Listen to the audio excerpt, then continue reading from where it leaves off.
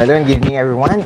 This is Justin Cappuccino of Sashes&Scripts, and today, or this evening, we will have a very interesting chat on the Mr. International na favorites natin for this year. But first, before everything else, I want to greet everyone who's here. Good evening. Magandang gabi sa inyong lahat. Thank you very much for joining us today in our live stream. We are going to be talking about several updates first before we go into the meat and bones of the topic and the discussion for this evening. First and foremost, for those who are new here in this channel, I do hope na you drop a like, a thumbs up in our live stream this evening, and follow us by subscribing to our channel on here on YouTube. First things that I want to talk about before we start with the actual discussion is I want to talk about the latest controversy that the MGI has been involved with, and that is having the press presentation, or rather the swimsuit presentation of their candidates during a rainy day with a slippery floor, without even using any rubber matting or rubber mats to avoid having girls have to fall down or stumble or slip during the catwalk. This is something that I think that the organization, whether they are a amateur organization or a well-established pageant, should be making safety precautions on, regardless of they want to have an entertaining na show. I know that there are a lot of people who are commenting about how about other shows like the Miss Universe 2019 preliminaries na marami din lang naman ang taong ito nadapa, nadulas doon sa kanilang preliminary competition in their swimwear. I would want to clarify that first, because first of all, when several ladies slipped on stage, they actually paused a bit yung preliminary competitions to wipe the floor, dahil one of the first candidates who tripped on her cape during the swimsuit presentation had body oil and body glitter on her. So this is the reason why the floor became slippery, and when several girls followed after tripping, they wiped the floor before they continued with the other girls. Another thing is that this is not planned, unlike when some fans are actually commenting that how about in America's Next Top Model, where they purposely make the catwalk difficult to make it entertaining for their audiences. There is a difference there, because that is a reality show. When it's a reality show, we all understand that there are aspects of the show that is made just for entertainment. I don't think that this is the case for any pageant, that they actually want to have girls sleeping on the floor. And also, I do think na dapat nag-ingat yung organization, because kapag may nangyari sa kanila na malala, broken bones, concussion, or for whatever reason, some of the girls would get really heavily injured because of the situation that they were in, they are liable for lawsuits. And I hope na sana the owners of the pageant should had made arrangements for a plan B, if in case that this was something that would endanger their candidates. And I think siguro dito sa atin sa Pilipinas, we always have a postponement or moving of the event, rather than to risk having girls slip on stage and suffer injuries. So I think yun lang yung gusto natin na mapag-usapan on that aspect. I want everybody to move on from this conversation, dahil the more that we put stress on their pageant, mas lalo silang nag-iingay. So yun. And another thing is that open na yung mga votes for the Miss Universe votes in the MU app. And recently, the Miss Universe organization released a series of no, rather, a post of series, a carousel post of several, several mga updates on who are doing well in the voting, in the voting app. And so far, the girls who are in the top 10 of the votes apparently are the Philippines, Thailand, Albania, Mexico, France, Nicaragua, Myanmar, Puerto Rico, Chile, and Lebanon. And they've released a artwork on that. Pero sabi nila, random yung mga girls na nakalagay doon sa doon sa kanilang post, and they did not signify yung ranking nila. On my end, I am agreeable with, sorry, I am not agreeable with the paid voting system. I am agreeable only if it was free. However, I think we all know that because of dire financial, situation of the Miss Universe organization's parent company, they need to make money, and this is one of those guaranteed ways that we are able to spend on the pageant that we love. I don't mind if magwaldas tayo ng pera for the voting of our candidate. I think at this point in time, after nung very shocking na nangyari sa atin last year, kung makapasok man si Michelle because of voting, then so be it. Alam naman natin na ilalaban niya yung semis na placement niya later on, much like what Ariela Arida did in 2013, where when she actually competed, she was not part of the semi-finalists but was made into the semis because of the fan votes.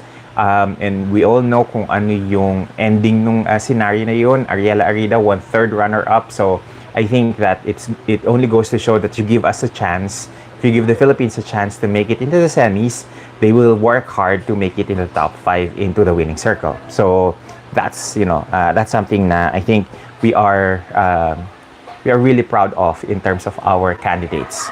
Now, let's not be complacent because these top 10 of the voting ngayon might not necessarily be the kind of results that we will be seeing later on, because as of the moment, we haven't seen movement on the vote-rich countries like Indonesia and Vietnam. So, asahan natin that when nag-mobilize itong mga camps na ito, itong mga countries na to, magugulo yung yung sino yung nasa top 10, top 12 ng voting system na to. So, keep those votes coming. Ayun.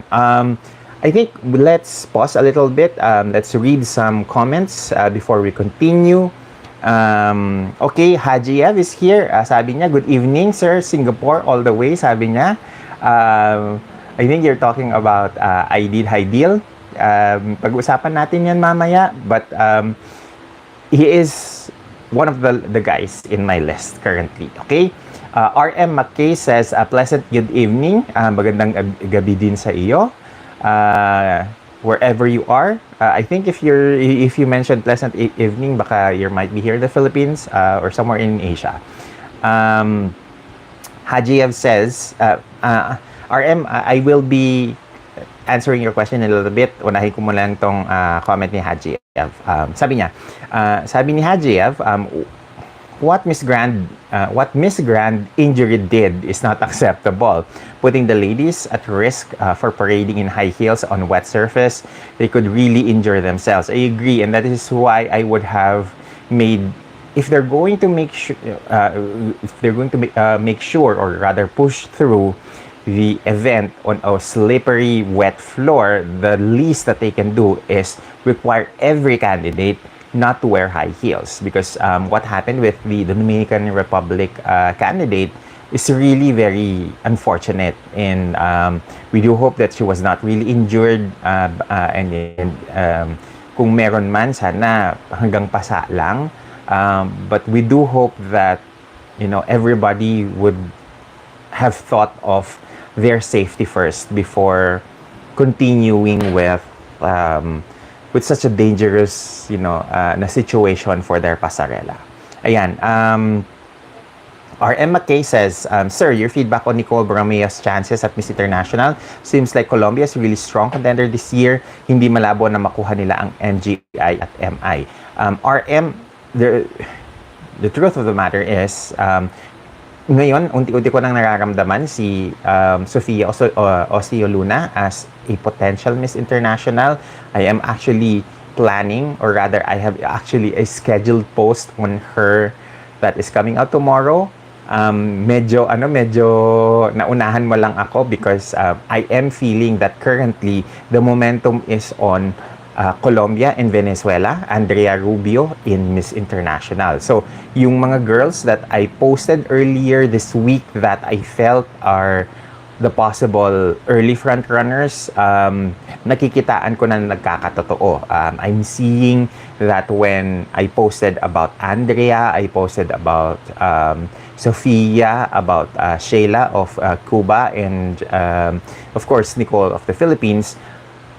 I did not expect that mapag-iiwanan si Nicole in terms of styling. Because in terms of variety ng hairstyle niya, iisa lang yung kayod ng suot-suot niya, or rather iisa lang yung look niya in terms of hairstyle and makeup over the past couple of days. But I am hoping that in the next several days incoming, we will see a little bit more variety in the way that she is, dolled up. I think that she chose the more safe route, because when I am looking at the lookbooks of her Miss International OOTDs, I felt that the photographs there and the way that she's styled in this OOTD lookbooks are much better than her actual styling in Tokyo. So I'm hoping maayos ito ng team niya, ng origin management niya, because currently I am having doubts that her ACES team is able to really bring out the best in her, dahil I am kinda scared that they're doing a Hannah Arnold 2.0 in terms of Nicole's preparations for Miss International, and I am not really that confident with that direction. Okay? I am feeling that as of this moment, parang nawala yung spunk, yung vivaciousness, yung energy ni Nicole, that they tamed or toned her down, that I do not agree upon, because if the Miss International is looking for a different mold in a winner, I am sure that the one thing that would make Nicole stand out would have been her more vibrant na personality. I think that is the reason why she won Binibining Pilipinas, because behind the scenes, you can really see yung vivaciousness, yung youthful glow, yung energy niya. So I do hope, they are able to address that later. Okay? Now, before I continue, I just want to let everyone know that in the topmost part of our live stream chat box there is a Q&A session where I want everyone who is in the chat room right now to tell us your pick for Miss International 2023, and I will be reading those comments a little bit later on. I want you to tell your reasons why a certain candidate or certain candidates are your picks for the Miss International competition this year, and pag-uusapan natin yan later. Okay? I think we still have several new comments here. Christoph says, walang bots kaya wala pa yung taga-baba. Let's hope not. Okay? Kasi mas maganda sana kung patas tayo lumaban. John Snow 79 says, Hi Jason, isang mayanig na gabi. Hope everyone's safe. Observation ka lang sa MI. Seems like candidates are still Barbie prototype like the past winners. Anyari? Akala ko ba may changes? Same pa din. Same on my end. As I was looking at the candidates for Miss International this year, parang iisa pa lang din yung mold of the candidates. I think that a lot of countries are still betting on the Barbie doll look, the porcelain Japanese doll na image for the Miss International competition. I am hoping that this year they would really crown someone that is out of the box if they really want to stand on their pronouncement that they are looking for someone who is beyond yung traditional mold ng Miss International. But I do hope that whoever they choose is someone who is worthy of the crown. So whether she is, part of the traditional MI mold or not, I am hoping that they would select someone who is actually worthy of the title.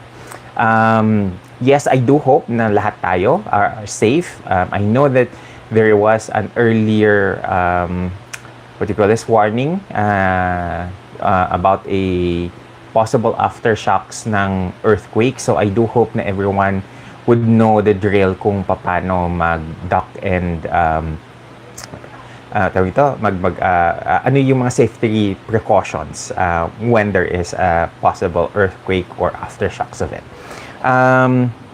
Hajiel says, I feel Nicole's chances is slipping away. I hope she updates her hairstyle and be the outgoing girl that she is. I kind of agree with you on that.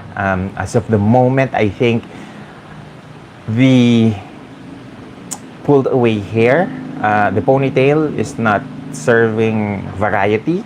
I do like that she would try to experiment, try, her hair down, nakulot. I've seen her, hair down straight in several of their activities, but I do hope that she tries to mix it up. Okay, sabi ni RM Macase, Sir, nakatutok ako sa Philippine-based Mr. International. Malakas ang engagement sa IG and FB, which is positive. Serbia and Netherlands didn't make it in the competition, and that is because marami yung hindi tumuloy. I think because there was a negative campaigning against the Mr. International na Philippine-based organization, and I was not surprised that their candidates dwindled to 26 or 28 this year. There was actually a conversation in the media private conversation that they are stopping the release of the names of the candidates for this year's edition dahil di umano, tatagulawin ko na lang, di umano, there are some people people behind big organizations that are messaging yung mga candidates na hindi tumuloy doon sa Philippine-based na Mr. International. And I think that is a very underhanded way of, trying to compete with the Philippine-based organizations because the Philippine-based Mr. International does not have the same machinery as the other organization. Kumbaga, wala naman silang makinarya na meron silang social media na magbo-boost ng kanilang image or meron silang forum na magbo-boost ng kanilang platform or meron silang meron silang social media accounts na hindi nare-report, na hindi nahahack, na hindi natatanggal.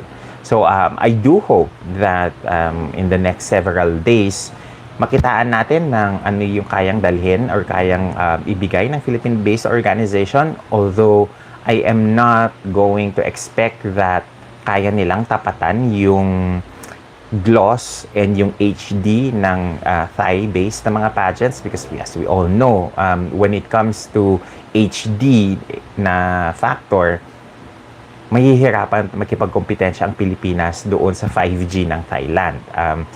I know that this is like a doomsday na sabihin, but I do think that there is still a lot of areas of improvement in terms of internet infrastructure here in the Philippines. That is why we cannot have the same level of HD-ness as those pageants in Thailand. However, I do hope that with the constant release of social media na mga posts in their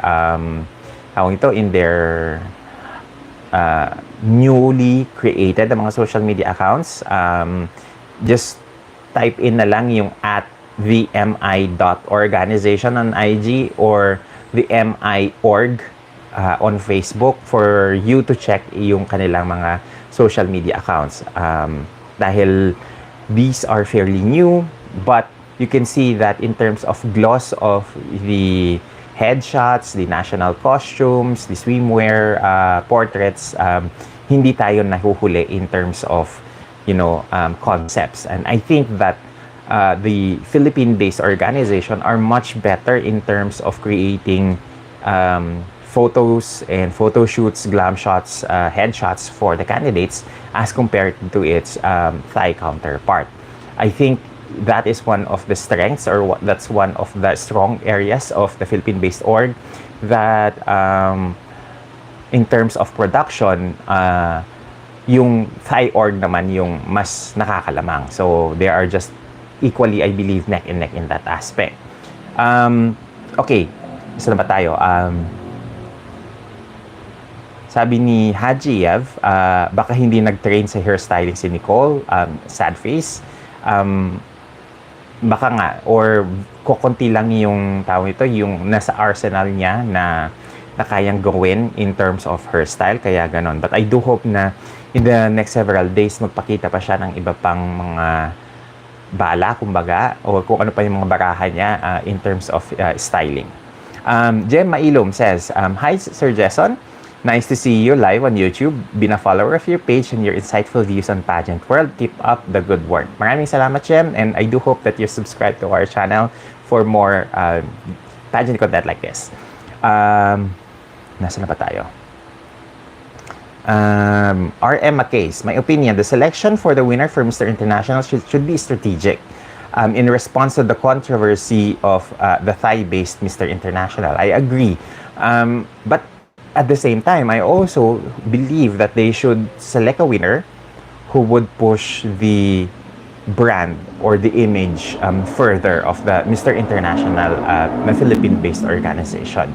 I think he needs to be worthy of the title, yes, but he also needs to be someone who can proactively lift up the image of the organization and the brand itself.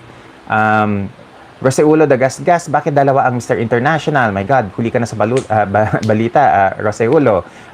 It just so happens that when the owner, the original Singaporean owner, passed away, wala siyang inilabas na tawag ito, na public statement kung sino yung susunod sa kanya if in case he will meet his untimely demise. But during his time, the Philippine-based owner, which is Attorney Manuel Del Dio, was the vice president of the Mr. International organization. I do not know what happened, kung saan nag-umpisa, paano nagkaroon ng breakdown doon sa organization ng Mr. International, but a Thai-based organization who also owns the Mr. Global Pageant co-opted allegedly the brand name and the the ownership supposed to be of the Mr. International org. They got the social media handles and kicked out everyone from the Philippine-based organization from the social media accounts, and that is why they have the current social media accounts under their name. Ang problema dito, ang sinasabi nila, sila ang may-ari ng Mr. International dahil yun daw ang kagustuhan ni Alan Sim, the Singaporean owner who passed away last year. However, wala pa naman tayo nakikita na papeles or dokumento or may last will and testament na nagsasabi na sa kanila nga ibinigay ni Alan Sim yung organization. On the other hand, Attorney Manuel Del Dio has posted on his social media account na madalas nahahack or nabablock na tawag ito na re-report, na mass report, that he has the legal documents that he's shown on his page with regards to ownership of the trademark, ownership of the MI logo, and etc. So that is what happened in a nutshell. John Snow 79 says, tama, Nicole's lookbook was different from the current pics in Japan. The lookbook was not achieved. Better yung test pics. May something din kay Nicole sa Japan, parang laging puffy yung face niya. That is probably because medyo kinakailangan pa niyang mag-acclimate doon sa temperature sa Japan dahil malamig na malamig ngayon doon sa kanila. Okay, Gemma Ilum says, Sir Jason, factor ba sa Mr. International ang good communication skills and relatability? I think Cuba might be a good pick, commercial, and can carry himself well. I think that for Miss International, someone who is able to communicate but not necessarily a very good speaker or not necessarily a very fluent, English speaker would be a good choice. But someone, again, as you mentioned, someone who's relatable, someone who I believe could be the good face of the brand. I am not sure yet kung paano nila tinitimpla yung winners nila because this is the first time that I am looking at the Miss International organization with a fresh pair of eyes because when Attorney Manuel Del Dio mentioned that what he is looking for in a winner is someone na hindi, someone na hindi nabahiran ng politiko, ng mga pageant owners, someone na hindi inareglo yung mga resulta ng competition, someone na hindi produkto ng under the table na mga agreements na madalas na nangyayari di umano sa mga ibang male na mga pageants. So, I am looking at this from a perspective of someone that if there is a set of guys, a set of candidates who can lift up the image of the organization or who can be a good asset, to the Mr. International brand, ito yung mga candidates that I have listed. So, pag-uusapan na natin yan in a bit. Let's just finish some of the Q&A and comments na section here before we continue, okay? Saan na ba tayo? Sabi ni RM McKay, sabi niya, after doing some research, that Thai-based MI is also behind the problematic Mr. Global. There's conflict of interest and the alleged rigging allegations in the recent edition. Funny, isn't it? Dali lang. Inom muna tayo ng kape. Mapapahamak tayo dito sa comment mo, RM. Pause muna tayo, okay? At give me time to think how am I going to respond to your question and to your statement. Okay. So, here's the thing. Every year, halos nagkaroon, from the very beginning, nagkaroon ng mga hindi magandang associations with yung other brand nila, other male brand nila, yung Mr. Global. Dahil umpisa pa lang ng, I think, the first time, yung umpisang, kauna-unahan nilang edition, nagkaroon ng issue doon sa bata na pinagpictorial with like mga candidates na naka-swimwear lang sa isang kama that made it look like it was a very terrible idea because of the optics of the idea kasi it made it look like it is a endorsement of child pornography, okay? So read between the lines na lang. So that was something that is very, very terrible in terms of optics. And then there was another another edition where hindi di umano, allegedly, the organization was not able to pay the hotel. That is why suddenly 24 hours before their finals was supposed to happen, biglang walang nangyari. Walang venue, tapos biglang walang hotel. Apparently, there was allegations that hindi nabayaran din yung venue, yung producer, at saka yung hotel, and therefore, walang nangyaring finals. And then, candidates were allegedly locked out of their rooms because the hotel did not allow them to access their luggage, access their rooms to get their stuff. And the candidates ended up sleeping at the lobby, sleeping at the floors of the hotel. So that was again another terrible issue attached to their brand. And then sumunod yung alleged resignation ni Mr. Spain, their winner in I think 2021, dahil allegedly may lumalabas na mga rumors that he was difficult to work with. And then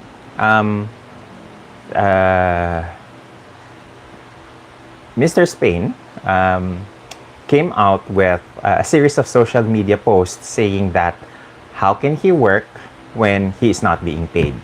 So this is one of the he said she said situations that is very, again, terrible in optics, but at the same time maiisip mo na mukhang may problema talaga itong mga namamahala ng pageant na ito. So I think that is that is something that we should really need to be careful of, dahil pwede tayong mademanda ng libelo kapag nagsabi tayo ng hindi maganda sa kanila. Ayun. Sabi ni Hajiev, "Sir, I think a point of concern lang with the current MIPH org is the presence of candidates that are models based in PH, representing some random countries, which is gawain din ng ibang mga national pageant, ibang international pageants na yung mga Thai models, mga Thailand-based na mga models, nagiging candidates din ng kanilang mga international pageants in both the male and female na competition. So I don't see what's the big issue there, but I think that this is something na kinakailangan maayos ng both male and female na mga organizations involved. Okay? Hindi ko na lang sasabihin kung sino yung mga pageants na yon dahil alam ko namang may idea kayo kung sino-sino itong mga ito. Okay? So, well then, I think we can start now with our main topic. Now, when it comes to the candidates that I think are going to make it into the finals, possibly as winners, let me just first say na itong mga nasa listahan ko, they're not necessarily the guys that I feel is going to do well in the preliminaries on Monday.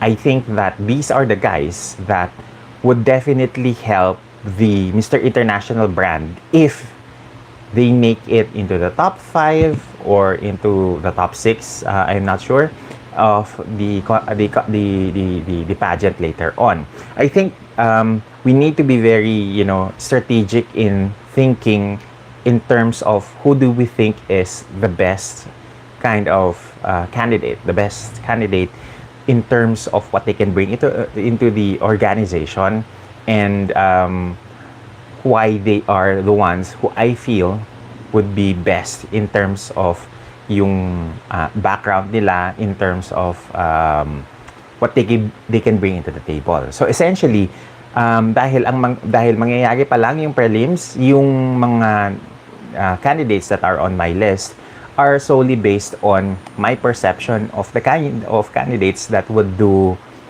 well if they are awarded the Mr. International title and uplift the brand image. So I am going to break it down into several tiers. This year, there are around 26-28 candidates. So the first 4 guys that I am going to break it down into 3 groups of 4. The first 4 are the 4 guys that I feel that are easily gonna make top 10. And then the next 4 guys are some of the guys that I feel should be or could be a top 5 material.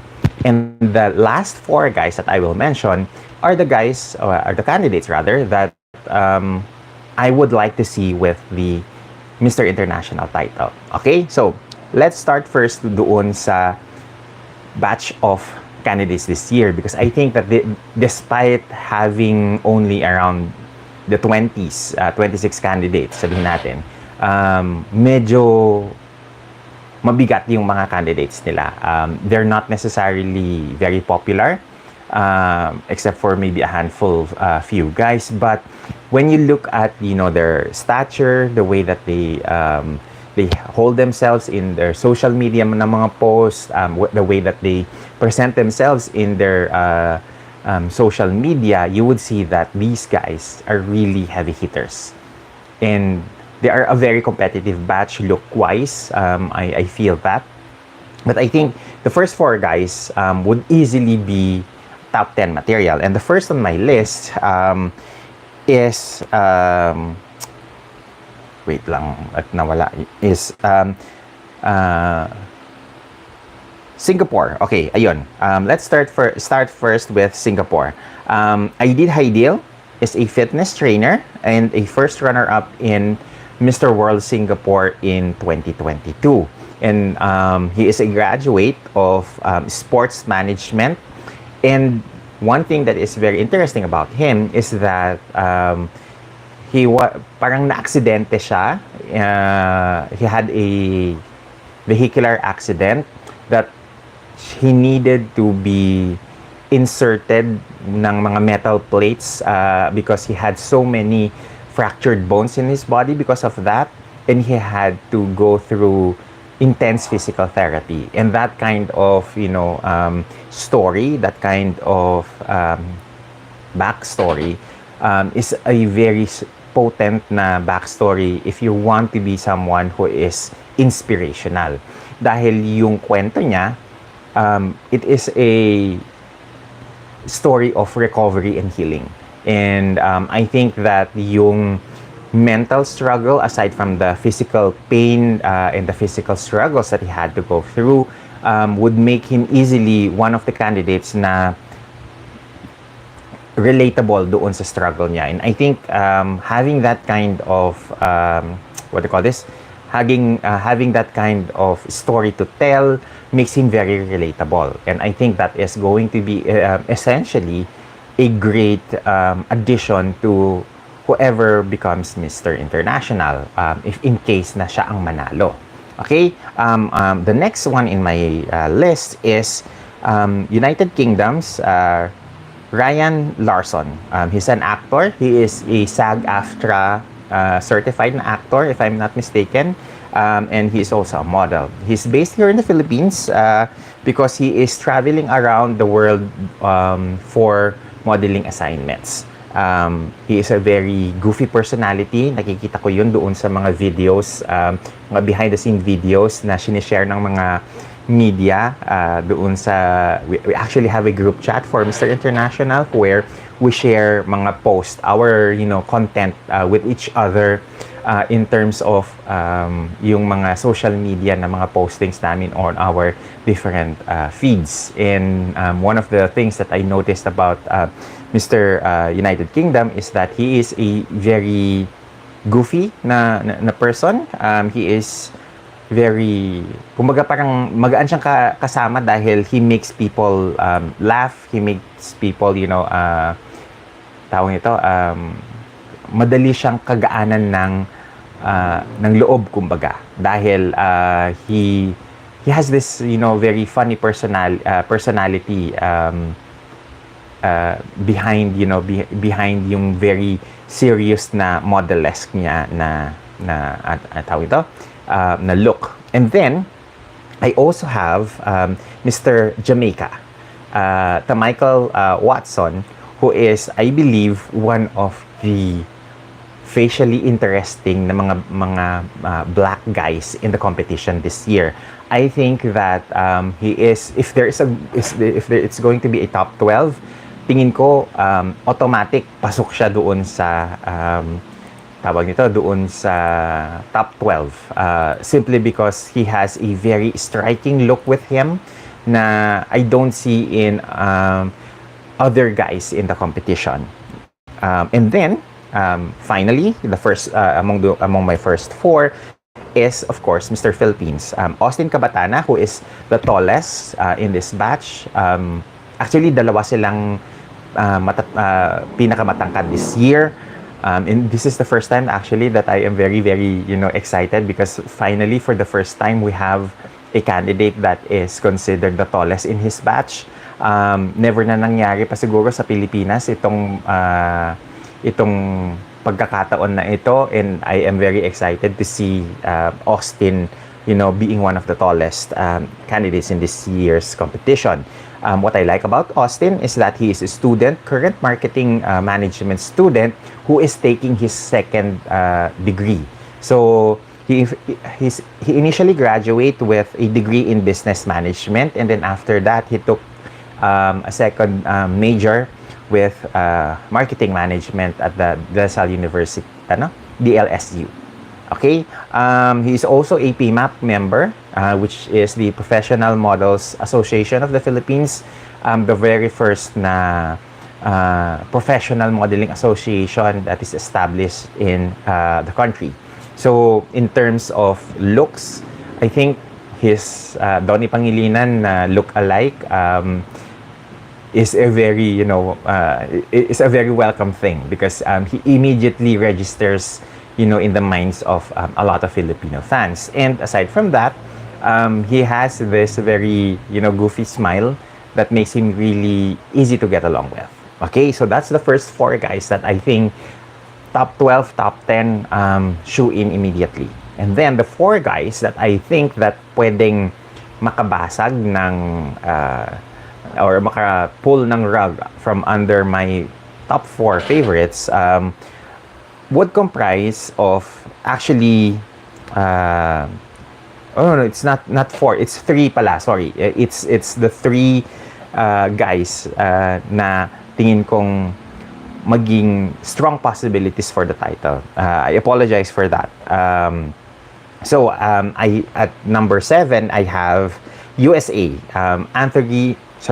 His full name actually is Anthony Keoho. Wait, is it tama yung spelling? Okay, tama. It's Anthony Keoho Borangasser. He's 29 years old. He's a fitness trainer and a hula dancer who also works as a part-time model. If you look at Anthony, he has a very interesting Pacific Islander na look. It's not necessarily very Asian. It's not necessarily very middle, it's not necessarily very Pacific Islander. It's not necessarily European or Caucasian. It's like a mix of a number of, races with him. And he's based in, in Hawaii. And I think he is one of the guys that has the best physique. I think if I'm going to narrow down the 2 guys that has the best physique in this batch, I think it would easily fall between him and Singapore. Aidid Haidil. So if it were up to me, I think it's going to be just a toss between Aidid and Anthony for the best physique. Next on my list at number 6 is Cuba. Brandon Alain, who is a model, a recording artist, a brand strategist, and a founder of his own company, which is the Brandex Journey Corporation. He's 5'10" tall, and he is one of the more experienced candidates in this year's batch because he also competed in several other national and international competitions. He was at one point a Mr. USA and a Mr. Cuba, simply because of his Cuban-American heritage. I think that if you look at his social media profiles, his social media accounts, you would see someone who speaks like a influencer, someone who is, very much attuned with how to influence, convince, make people feel better. When you check his feed, because he communicates in such a way that you are you're experience someone who is aspirational. And I think that is the strength of Brandon's brand on social. I think he is one of the best guys in terms of creating his feed alongside Costa Rica's Jose Roberto Mena, and I will be discussing him later on. So I think if ever there is a chance that someone would make into the top 5 of the competition, I think the 3 guys, USA, Cuba, and the last guy that I'm going to be mentioning later on could easily make top 5 if it is a top 5 or a top 6. Now, the sole, the sole African on my list is actually South Africa's Kofi Ateya-Adu. He is a former professional cricket player for a South African team. He's 28 years old, and he is much like Austin, the tallest in this batch because he stands at 6'4". He is also now working as a professional model after retiring as a cricket player. So when it comes to his resume, you would know that this guy is bringing something.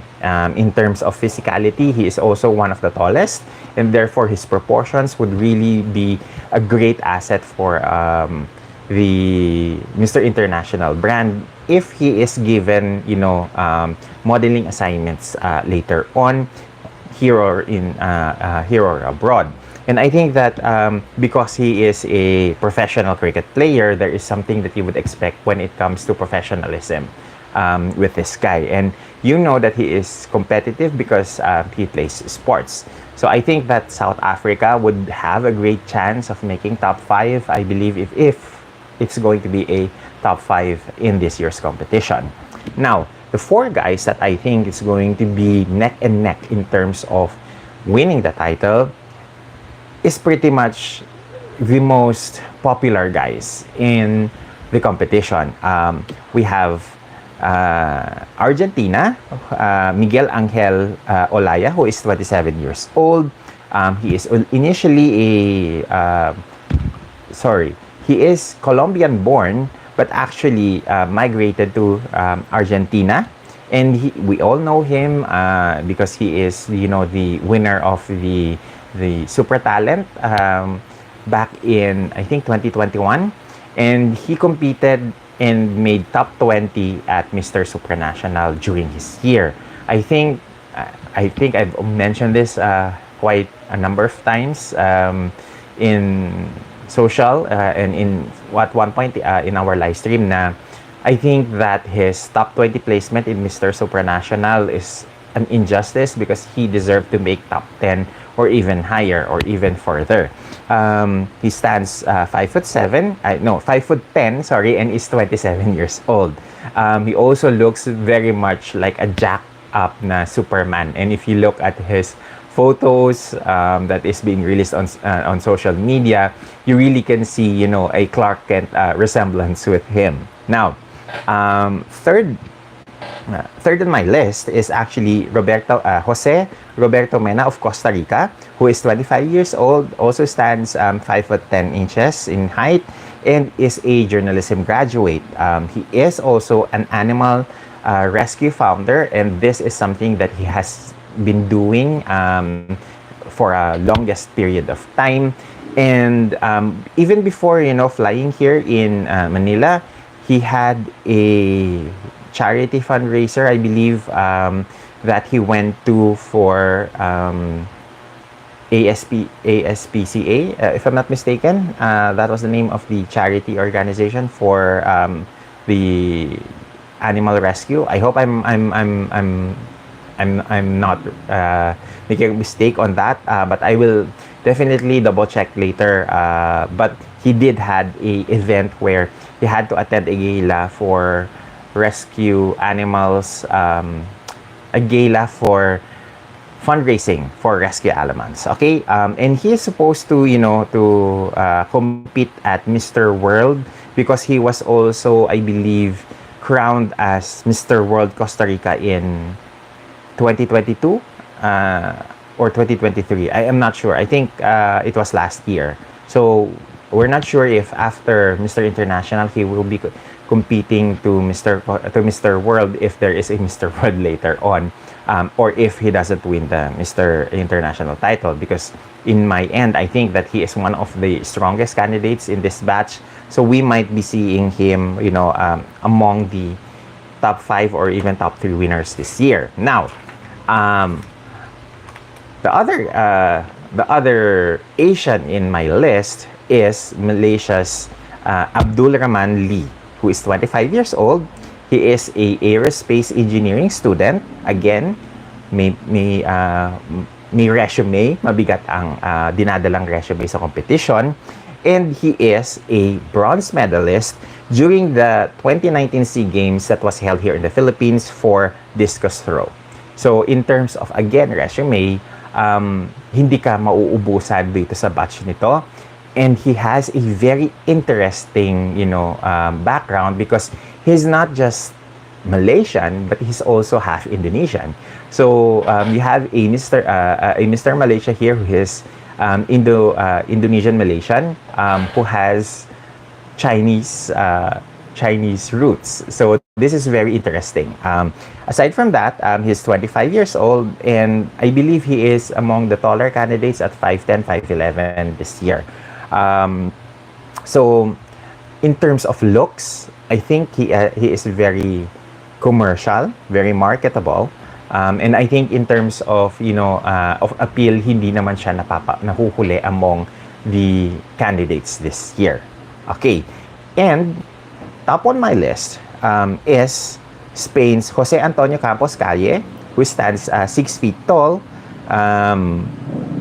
He works with the Spanish military. He's 27 years old, and he studied international hotel management and holds a master's degree on revenue management. So again, we have another candidate here who is not only physically gorgeous, who is not only very well proportioned, but also has the looks and the brains, as well as, the resume in terms of kung ano yung natapos niya. You have a master's degree holder here na kapag inihilera mo with the rest of the other candidates, hindi rin pahuhuli in terms of their achievements and their personal achievements. So in terms, again, of the overall, quality of this batch, I am very much, happy, because I see a very accomplished batch of candidates who are not only just models, but also academic achievers in their respective fields, and who are, achievers in sports and in entrepreneurship. So I think that this year's, top 10, top 12, if it's going to be a top 12 this year, is going to be very competitive. Who makes the semis? My hope is that gawin nila yung ginawa nila sa Mr. International that they did in Mr. International Philippines earlier this year, where all the candidates competed at swimwear and formal wear before narrowing it down to a maybe top 16 or a top 12, and then have those top 12 compete in another round of swimsuits and speech, perhaps, before narrowing it down to a top 5 for the final Q&A and have the crowning of winners. So I hope na with that kind of format, competition format this year, it would allow the candidates to really showcase what they got on stage, because with a very competitive batch, I think mahihirapan ng mga judges to narrow down who is going to be the winner for this edition, because I think looks wise, ang daming may itsura. in terms of commercial appeal, there's a lot of guys who have, you know, very strong, good looks. But I think that ultimately, the one that is going to win is someone who will serve the Mr. International brand, or someone who will make, you know, who will help to uplift the Mr. International brand in the next, you know, in the next year. Okay? Let me know your thoughts. Please comment doon sa chat box natin kung sino yung pick ninyo for Mr. International and why. And I will be reading those comments in a bit. Okay? Let's just move up dahil ang dami ng mga nag-comments. Okay.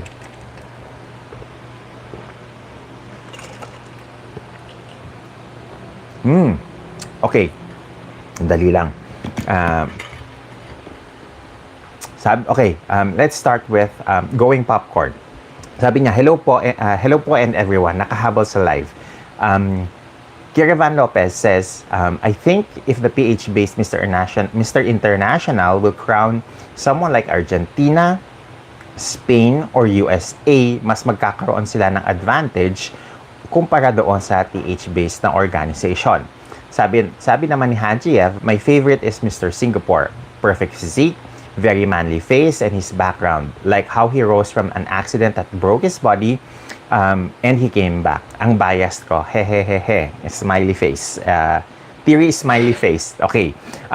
Hajiev, you know, I think this year, because the Bachelor of Malaysia, they were the ones who were awarded with the Mr. International Malaysia and Singapore na franchise, really gave us strong candidates in Singapore and what do you call this, in Malaysia this year. Add to this is Mr. Philippines, then I think for me, they are the strongest Asians this year. However, I will not discount the possibility na biglang mag-sweep in at makapasok ng top 12 or even top 10, top 6 ang candidates from Vietnam and Cambodia. So, as you've seen, Mr. Cambodia, he looks very oppa-ish, very Korean celebrity, yung kanyang look. So, I would not hesitate to put him as a possibility in the top 12 or even top 16 this year. But going back to Bachelor of Malaysia, they really selected strong candidates with what's his name, with Aidid and Abdul Rahman, because I think sila yung isa sa mga possible na makapag-penetrate ng top 5 this year. Okay, RM McKay says, my pick to win Mr. International is Argentina. He's actually a member of the LGBTQ community. Yun nga lang, baka gawing bala yun against him. Kawawa naman siya. Okay, so let us be clear. He denied yung involvement niya dun sa isang guy that is being linked with him, and that it was a hoax. And naglabas na siya ng, I believe, ng public statement with regards to that. So, I do hope that if he is part of the LGBTQ now community, we allow him the grace na to come out on his own terms. Kumbaga, I am not sure na baka it was a dare yung photos na lumabas, and nagoyo naman sila na gawin yung dare, and thus nagkaroon ng mga ganung mga issue. So I don't want to guess somebody's sexuality, and I do hope that that will not work against him or any candidate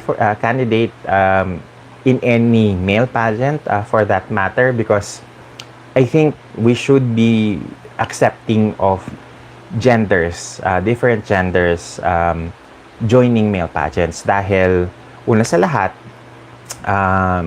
if we are very much open doon sa mga candidates, lesbian candidates joining female pageants, then I don't think that that should be a different case for the male counterpart. I do hope that we remove the stigma in the future na porke member ng LGBTQ hindi pwedeng manalo. I think that is a disservice to the community that is actually supporting the pageantry industry as a whole. Okay? Saan na ba yun? Jon Snow says, my pick is Argentina. Of course, Angel Olaya or Angel Olaya. He already got my attention, Supra pa lang. Hopefully, he will be given better standing than Supra stint niya. Hot, hot, hot. Tamale, tamale, tamale na emoji. I do hope as well that he is given an opportunity, to shine in this pageant. Looks-wise, he is among, I believe, the top 2 na photogenic na tawag nito na faces in this competition. And hindi ako magtataka kung mag top 5 finish siya in this competition. Going Popcorn says, lamang ng points yung MI Mr. International PH based over sa kabila sa kabog na photoshoot at glam shot. Hehehehe. Plus advocacy. Parang mas may advocacy yung Mr. International PH org at mas stick to the core sila sa vision ng Mr. International. I agree because one of their activities why they chose La Union and Baguio for their finals is because namigay sila ng mga tawin to. They were part of the charity activity where they distributed mga school supplies sa mga tao ito, sa mga less fortunate na mga kids doon sa tao ito, doon sa norte. And I think that was a very good way of giving back to the community dahil if I'm not mistaken, one of the regional directors of the Mr. International competition paved the way for the finals to be done in La Union and in Baguio. So it makes sense that because of their tagline na inspiring the next generation, they do these charity activities because it aligns well with yung kanilang chosen motto and hashtag. And I think if they continue to do this, if they continue to be involved with the community, mas magiging accepted yung Mr. International na Philippine organization because they are doing something at hindi lang yung gloss lang yung ginagawa nila.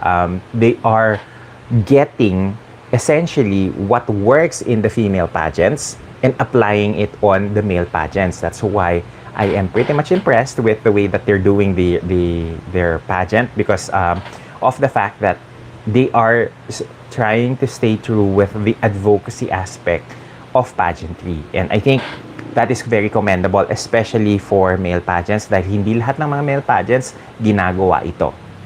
Okay?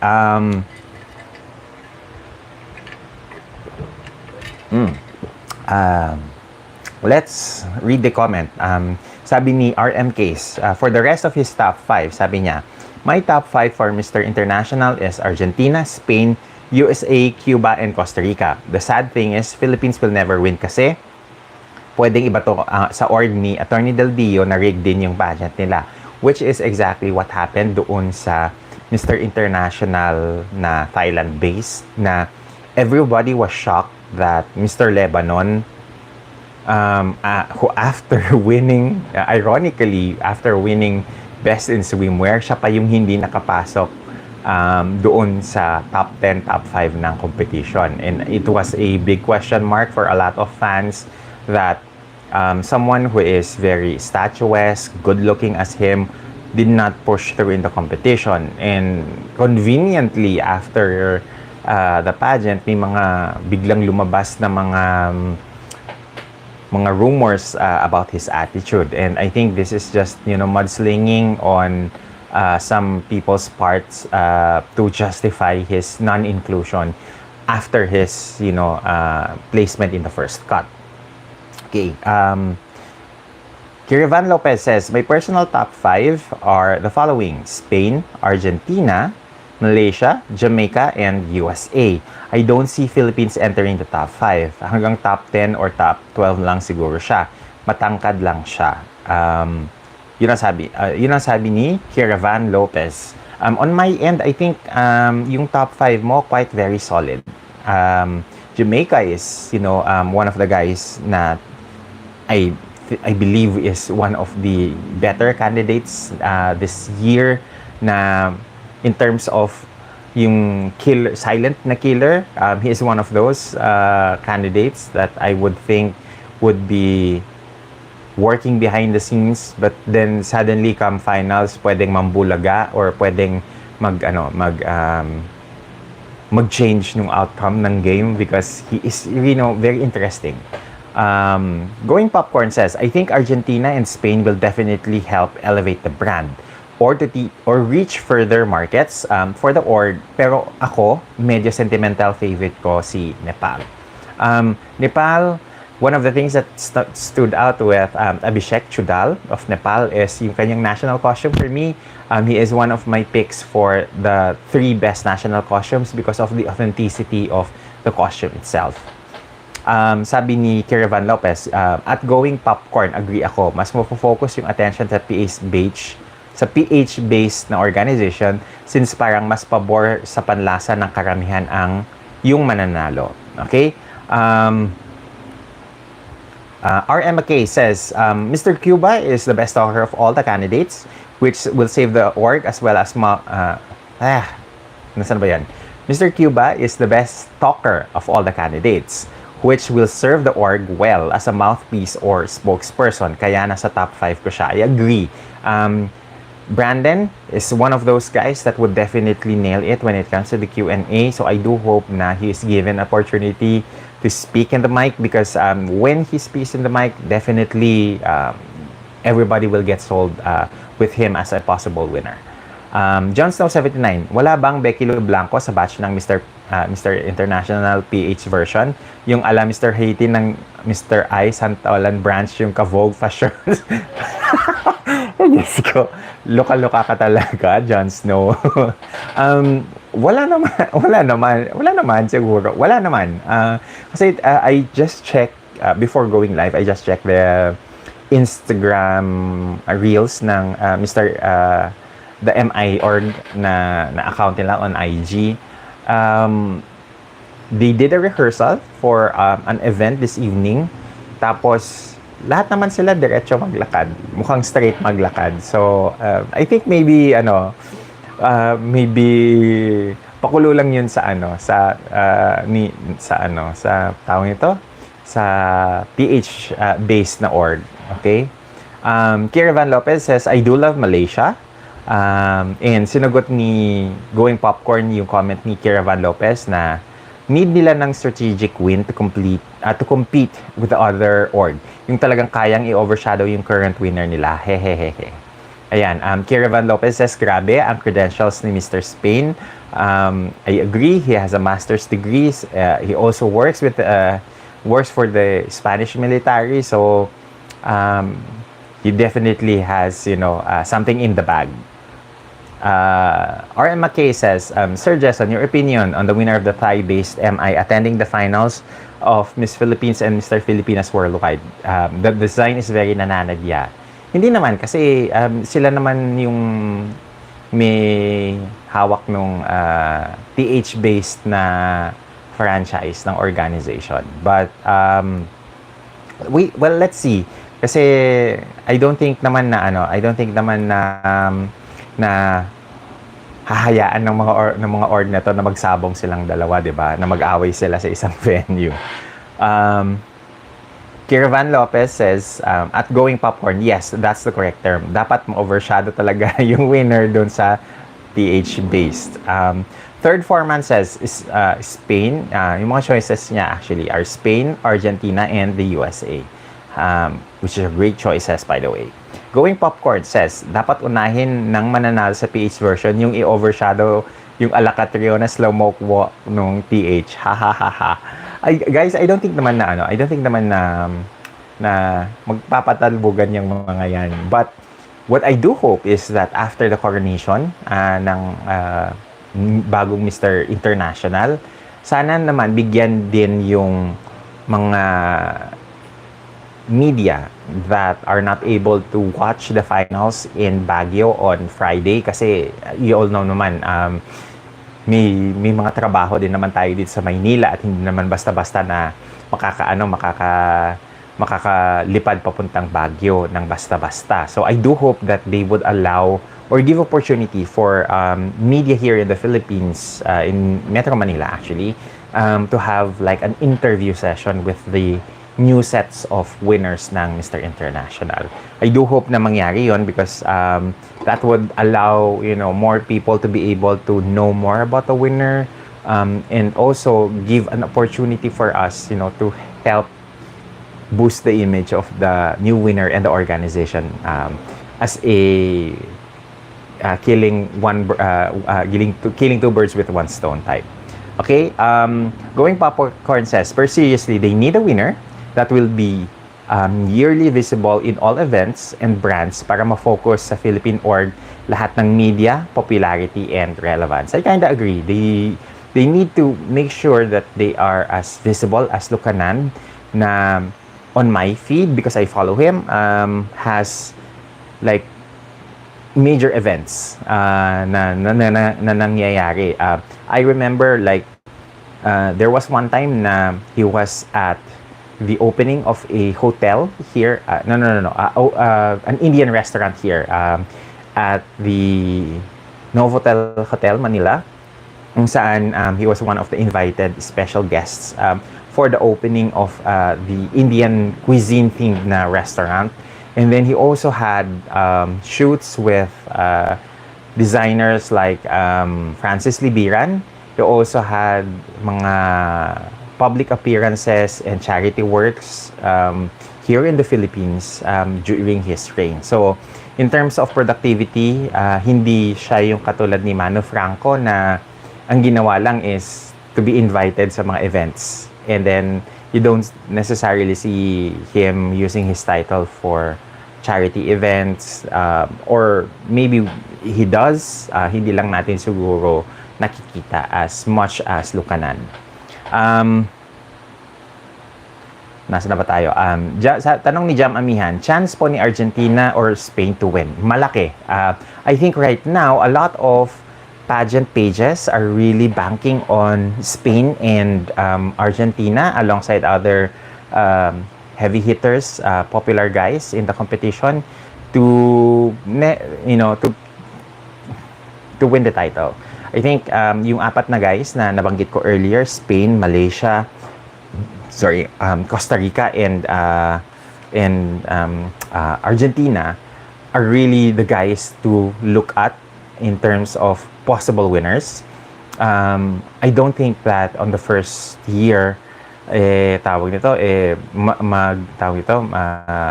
mananalo ang Pilipinas, much like what the Thailand organization did. But let's wait and see first kung ano yung magiging final outcome ng competition. But I do feel that yung chance ni Argentina and Spain to win are pretty much high. Okay? Hajiev, sabi niya, in my humble opinion, ang mga santolan kasi mahilig magluto kahit sa sports. Okay. Jam Amihan says, parang tres kompanyeros ang nakikita ko sa top 3. Sir Jason, si Spain, Argentina, and Cuba. Tapos roommates pala silang tatlo. I kind of agree. That is a very high possibility. Spain, Argentina, and Cuba. I do think that they are some of the candidates who are really very visible and highly likely to win. And I think yung maturity ni Cuba adds more to his appeal, adds more to his possible charisma in winning the title. So I'm not really gonna discount the chances of Brandon winning Mr. International. Okay, Sabi ni Kiravan Lopez, Sir Jason, I think yung tinutukoy mong Opalike candidate is si Myanmar po, not Cambodia. Yes, si Myanmar nga. I agree. Hehehe. Pero Cambodia is good looking din po.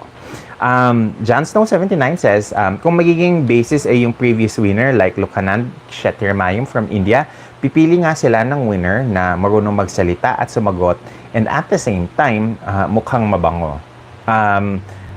Pangalanan na yan, John Snow, kung sino yung tingin mong mukhang mabango. Okay?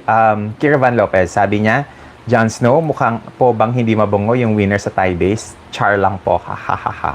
Okay, let's not pile on Kim dahil just because he's the winner of the other the Thailand-based na competition. However, let's just divert back our energies to the ongoing Mr. International competition here in the Philippines. I think if I'm going to wrap up yung conversation natin this evening, we are all in agreement that there is a set of candidates that we navigate towards in terms of the possibility of winning Mr. International.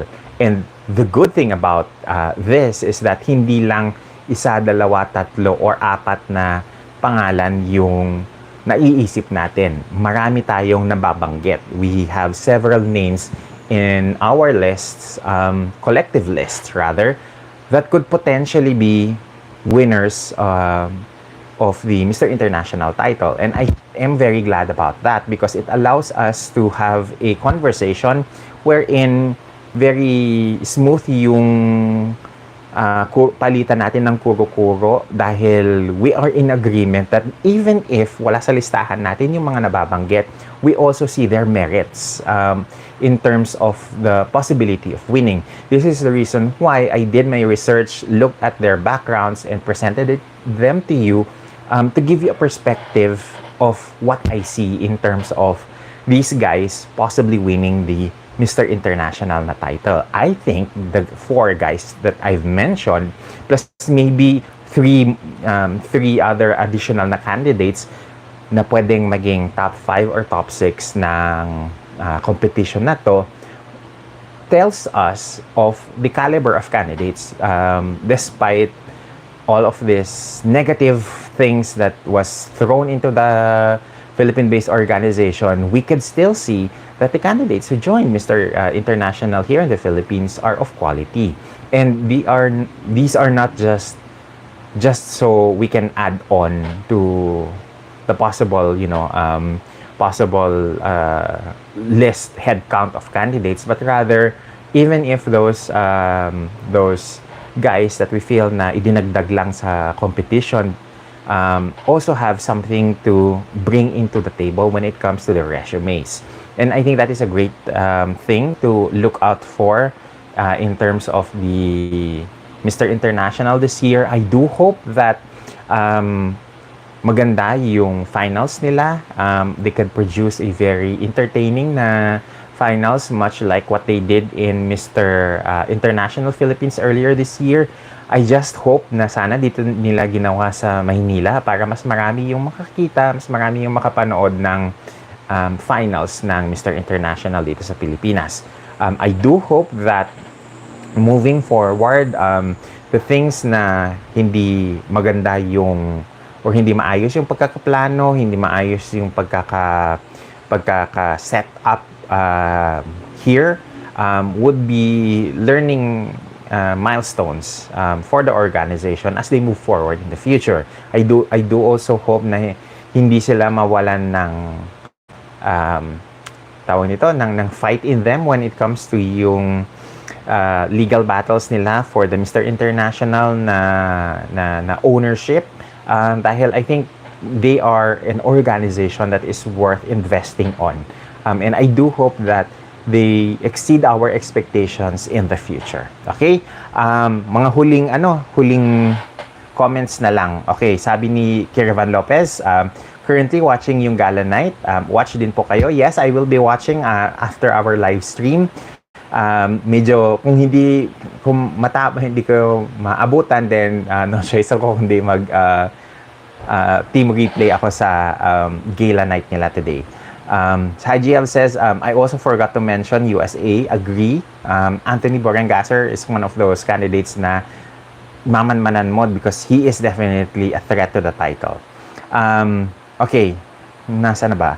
RM McKay says, Nepal is my dark horse, low-key and chill, good-looking din in his own right, and I think he is also one of the tall candidates at around 6 feet tall. Okay, EJ Bell says, good Saturday morning here in Surrey, British Columbia, Jason. Magandang umaga din sa'yo dyan. I do hope na mag-team replay ka na lang if ever na hindi mo naabutan yung key points natin nung live stream natin this evening. Ayan. Thank you very much for everyone na nanood at na sumubaybay sa ating live stream ngayon. I do hope that you leave a like doon sa ating live stream before we end this live stream, and I also hope na yun sa mga bagong salta, mga newbies here in the channel, please do like our channel and subscribe to our channel for more of this interesting and mind-boggling. Maybe mind-boggling is not the right word. Maybe challenging conversations later on in pageantry. Okay? Sabi ni huling hirit ni Jam Amihan, sabi niya masarap pagka-crush sa candidates dahil sa bigat ng mga credentials nila. Hehehehe. Okay, I do hope that you mean the credentials talaga at hindi yung credentials, Jam Amihan. That's it for our live stream this evening. Thank you very much for sa lahat ng mga sumubaybay, and I do hope na magkita-kita ulit tayo soon after the after the finals live stream ng Mr. International on the 20th. Let's check if kaya natin mag-live stream after ng preliminaries nila. If not, then tuloy na lang natin yung live stream natin on Saturday after the finals nila on the 20th. Okay? Thank you very much, everyone. Have a great evening and take care.